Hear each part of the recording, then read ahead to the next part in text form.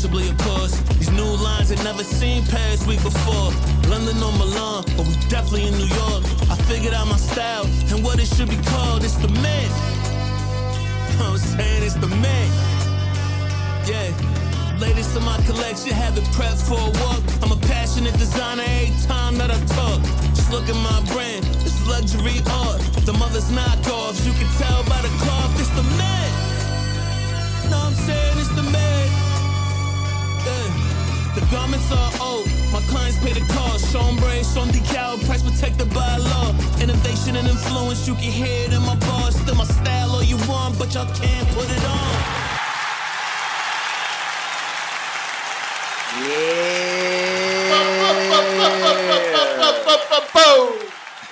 It's the mint. It's the mint. What's going on? How y'all doing today? Let's get it, man.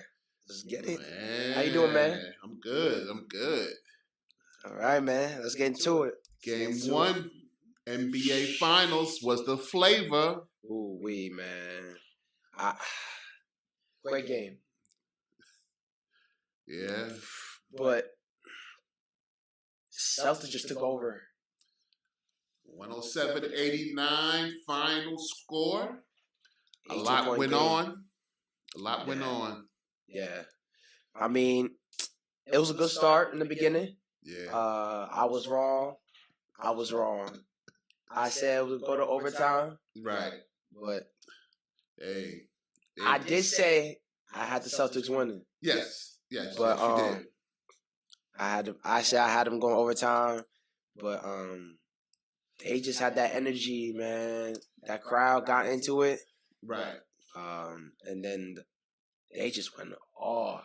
I mean, they were treated to the return of Kristaps Porzingis. Yes. And from the time he came out for warm-ups, I mean, he was energized by the crowd. The crowd was energized. Everything was like popping. Right. You know, he was all smiles. It was like a coronation. And I think he was inspired to give them something from the very start, you know, when he got in. He came off the bench. Right. I think he's only done it a couple of times in his career.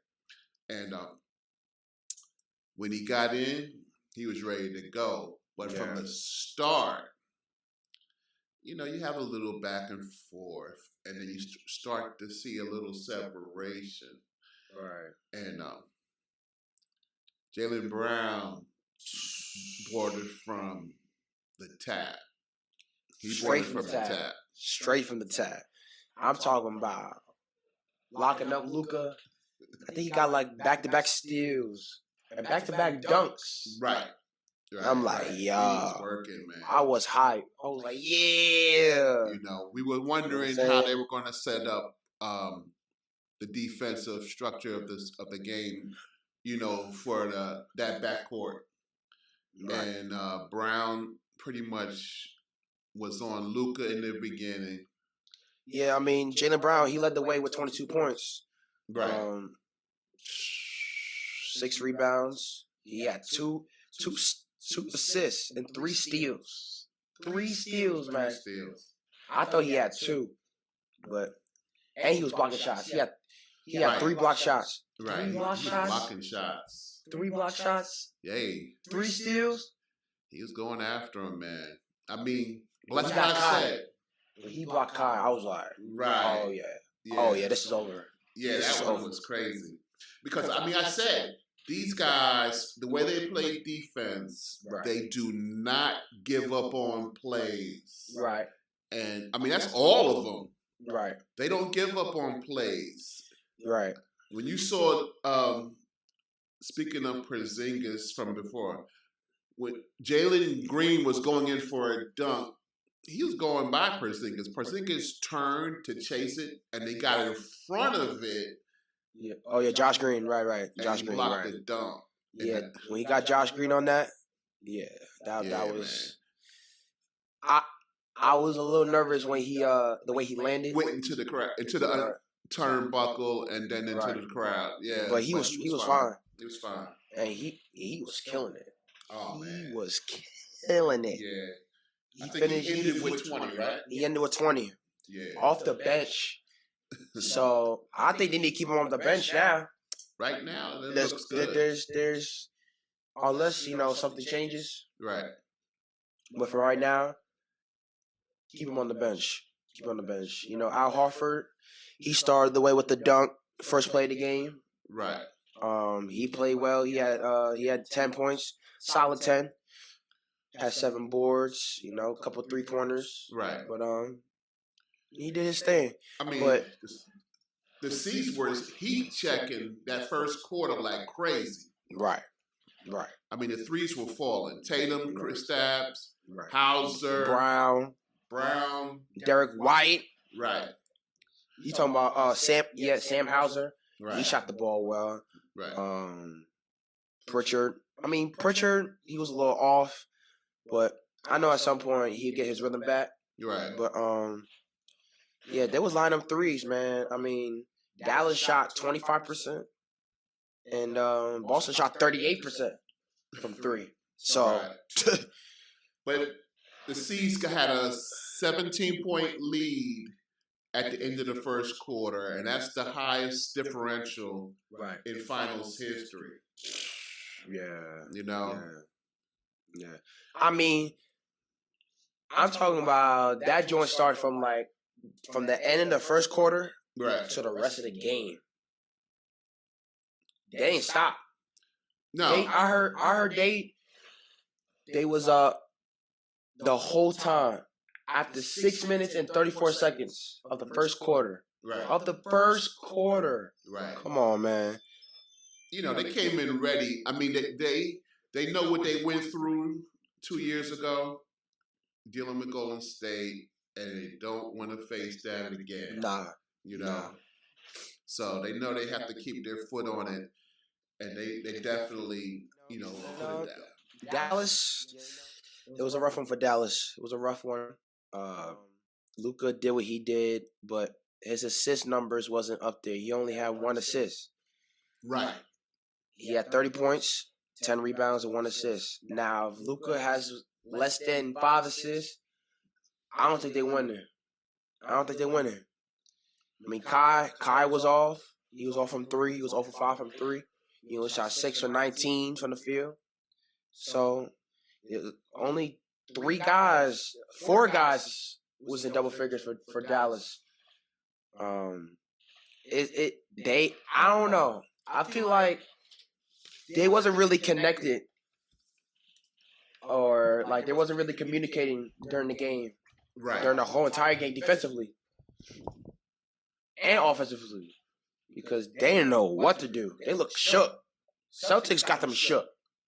And when you talking about how the Celtics defense, they know what to do, when to contest a shot, when to switch, when to come up off the screen. Right.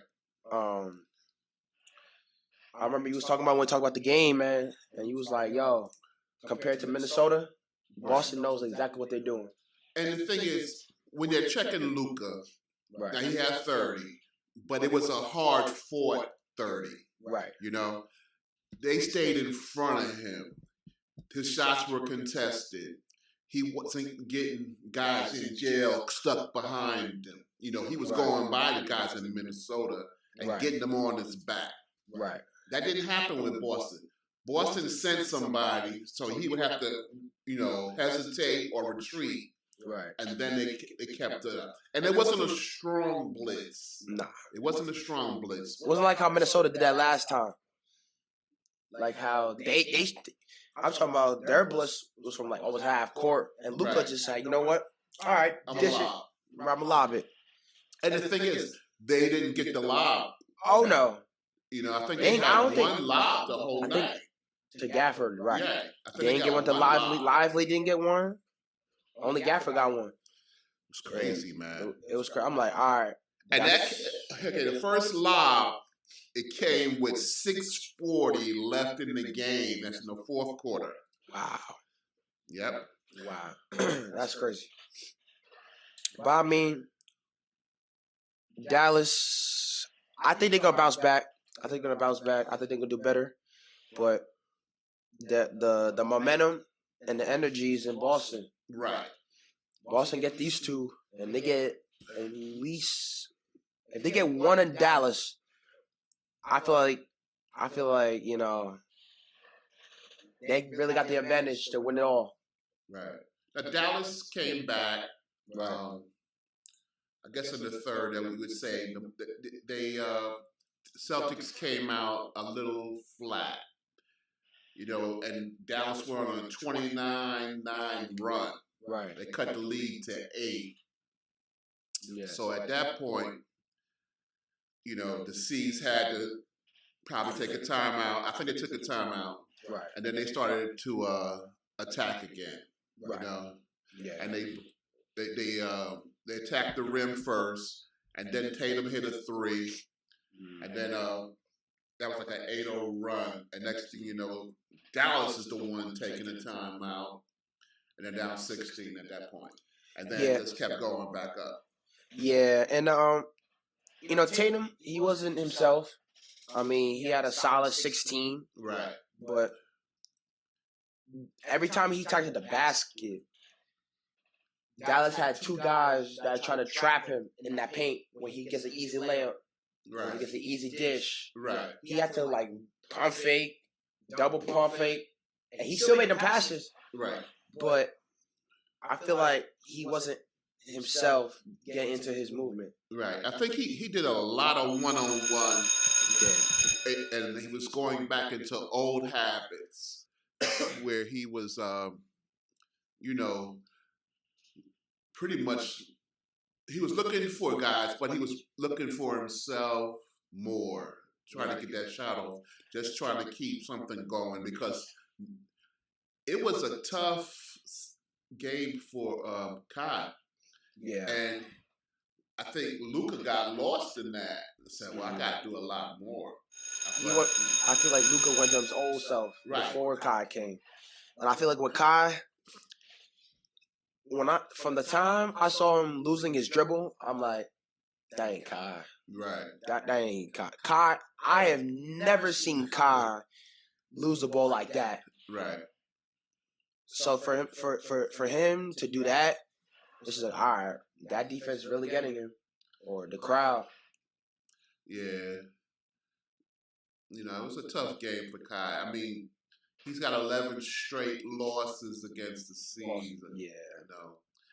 And I think he'll be better, on Sunday for that game too. And I think he'll have a better series. Yeah, I think game 2 is gonna be a game changer. I feel like it's gonna be a little different than how it was in game 1. But let's see how it goes, man. I'm looking forward to it.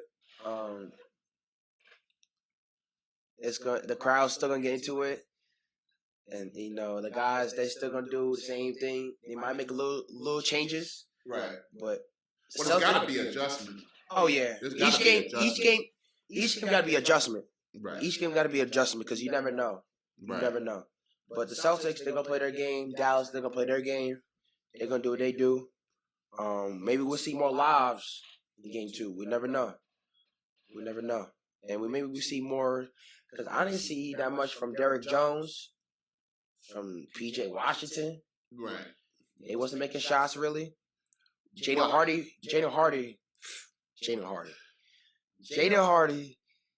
He played a solid game. Well, I know you was talking about that. Right. I said, if Hardy's your second best player, you're not winning the game. Right. And he was the second best player for the Mavericks. And he was the second leading scorer. He was the second or third leading scorer. Right. With the Mavs. That's a tough sell, to win this thing. Yeah. But there's an elephant in the room. What I mean by that, something that wasn't discussed, that the media probably should have touched on. And I don't believe that, you and I even spoke about it. I don't think I even knew about it. There's 2 black coaches in the finals. Oh. Nobody has said anything and about nobody that. said nothing about it? It's a rare occasion. that happens. So, first of all, that's big. It's big, yes. Now, the league, hit a landmark last season with half of its head coaches, being black at one point until they started getting fired. Wasn't the last time that happened? Was it the first time ever? I think that was the first time. Okay. They reached that point. Okay. 15 coaches, black coaches.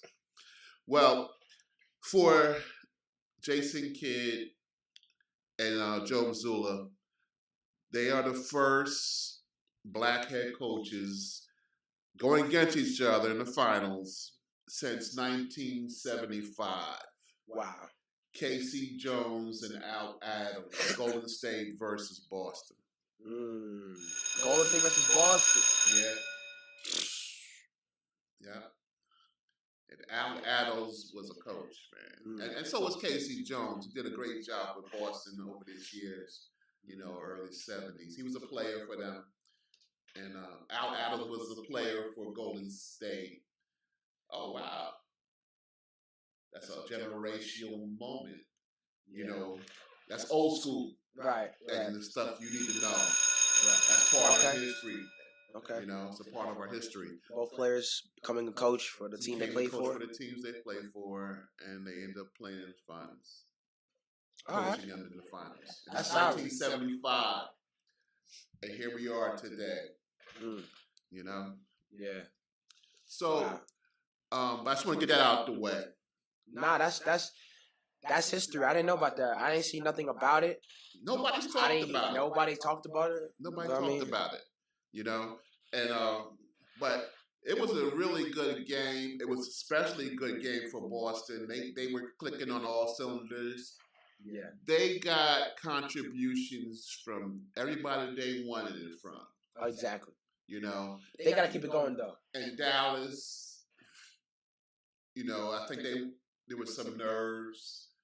This is a lot of guys. It was their first time in a situation like this, with the exception of Kyrie. Right. So it's a tough situation to be in, but you have to, come together and adjust to this. And I think they will. I think they'll play better in game 2.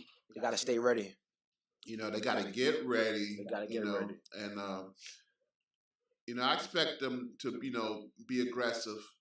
I expect them to be aggressive. Dallas Mavericks will be aggressive, and they're going to be a better team in game 2.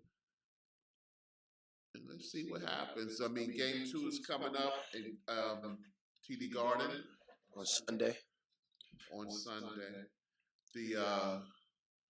The C's haven't announced whether Porzingis would start or not. So we'll see what happens with that. We'll get some more information on that. But if they don't, he's fortifies that bench even more.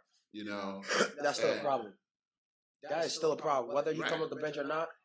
Because even Al Horford comes to the bench, he's still gonna do what he do. Right. So honestly, it don't matter to me who comes off the bench. As long as they play together, they play good defense, they communicate.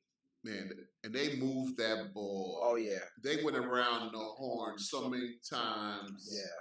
It was crazy, and those threes were uncontested. Uncontested. It was ridiculous. Open shots. Yes, man. So they got the best out of their offense and the best out of their defense. On all levels. Drew played well. Derek White played well. I mean, guys made decent shots. They took smart shots. That nobody went crazy. Absolutely. And they had 7 players with a. I mean, even though none of the guys got 5 threes, each of them had at least 2 or 3. So that ball was moving. I was talking about boom, boom, all the way around. All the way around the horn. I couldn't believe what I was seeing. It was a clinic. Yeah. was a clinic of ball movement. Crazy. That's what I was seeing the Spurs back in the day. I mean, that's how they won. Yeah. They keep moving the ball. They kept moving the ball. What did they say? 0.5 seconds? Yes. Yes. 0.5 seconds. That's how you win the game. That's how you win the game, man. It was beautiful. It was beautiful to watch. It's beautiful to watch. So I took the Celtics. I expect game 2 to be somewhat of the same. I know that the Mavs will play better, but I think the Celtics will, hand it to them again. But I believe that Dallas will improve, and then by the time they get back down to their home court, they'll be a better team, and they'll start to, click. For sure. For sure. Now, that's me. I mean, you could say, hey, they might take game 2. I don't know. I mean, I got Celtics win game 2 as well. I got them winning both home games. I mean, they're capable. Oh, yeah. They're capable. Game 1 was capable. Because as I said, when we talked about Boston in the past, they do have lulls. And that 29-9 run for Mavericks shows you that Boston can, go to sleep when they feel like that. They get too comfortable with that lead, and they start, slowing down. But then they just said, hey, somebody went over there and said, hold it.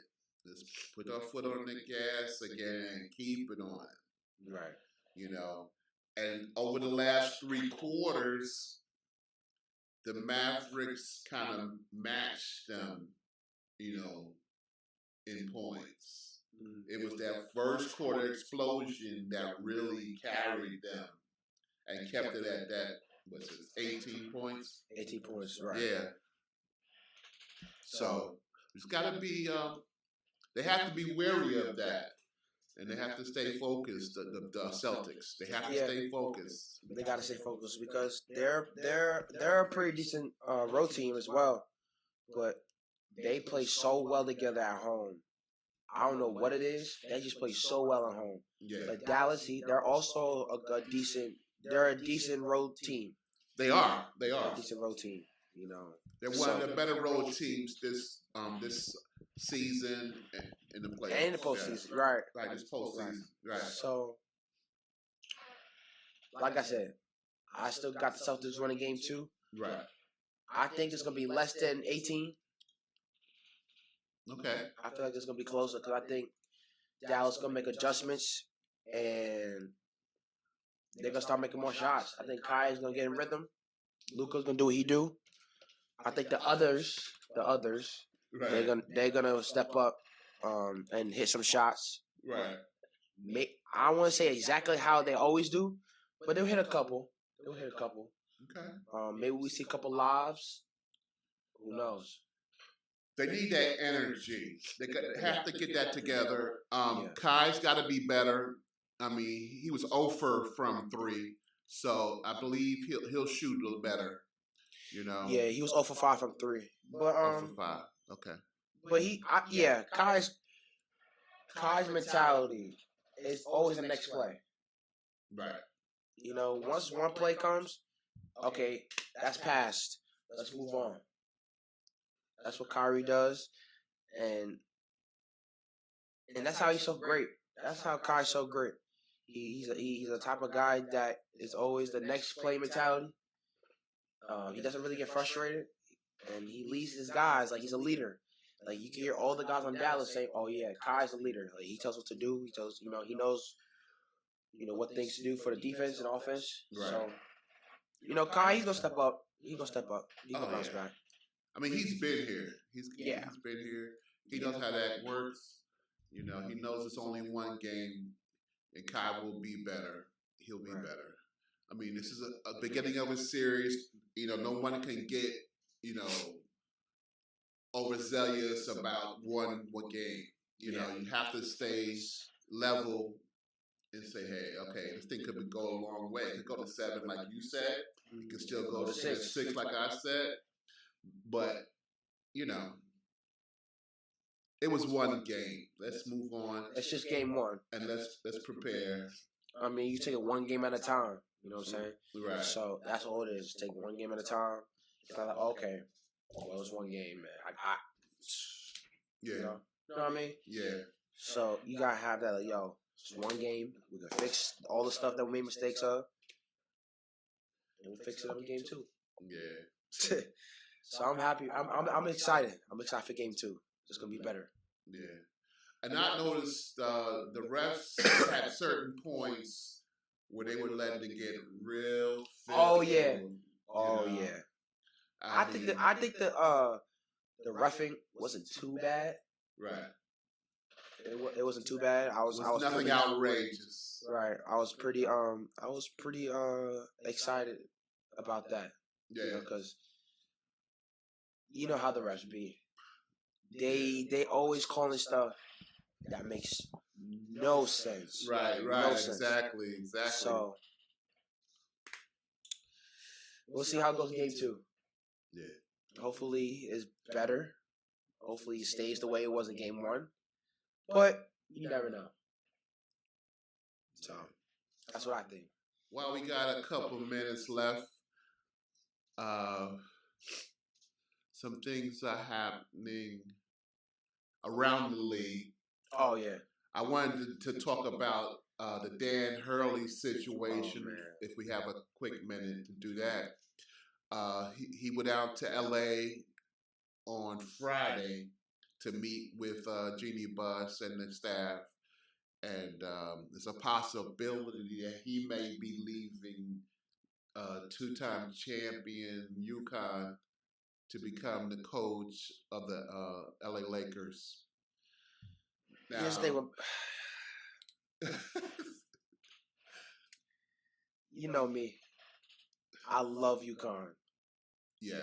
From the time it's in Kevin your Ali blood. it's in my blood. Yeah. From the time Kevin Ali was there, I went to Kevin Ali's camp, and ever since then, man, UConn has always been the school I want to play for, man. Yeah. So to see, I'm a big fan of Danny Hurley. Right. So to hear that, I was like, I hope he don't take it. I hope he don't take it, because I don't want them messing up his repertoire Right.